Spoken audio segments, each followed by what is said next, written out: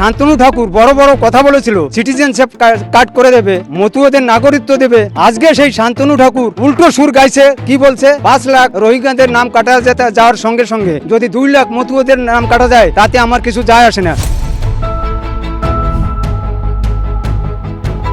বাংলায় যারা রয়েছে মতুয়ারা, তাদের সঙ্গে পুরো একদম বেইমানি করলো, মতুয়াদের নিয়ে পুরো সিনেমিনি খেলেছে। কেন্দ্র সরকার, অমিত শাহ, নরেন্দ্র মোদী, নির্বাচন কমিশন বলেছিল রোহিঙ্গা তাড়ানোর জন্যই এই এসআইআর করা হচ্ছে, কিন্তু বাস্তবিকে দেখা গেল যে যখন প্রথম লিস্টটা বেরোলো তাতে যে বুথগুলোতে হিন্দু মতুয়া সম্প্রদায়, সেখানে এক একটা বুথে 900 ভোটের মধ্যে 200-250 করে নাম ডিলিট হয়ে গেল। আজকে এসআইআর যেটা করছে মোদি, আমাদের মতুয়াদের নাম কেটে যে মতুয়া সম্প্রদায়ের ভোট নিয়ে শান্তনু ঠাকুর সাংসদ হয়েছেন, তাহলে শান্তনু ঠাকুরের কাছে আমার প্রশ্ন, আপনি যে বড় বড় ডায়লগ মারছিলেন সেই ডায়লগটা আজকে কোথায় গেল?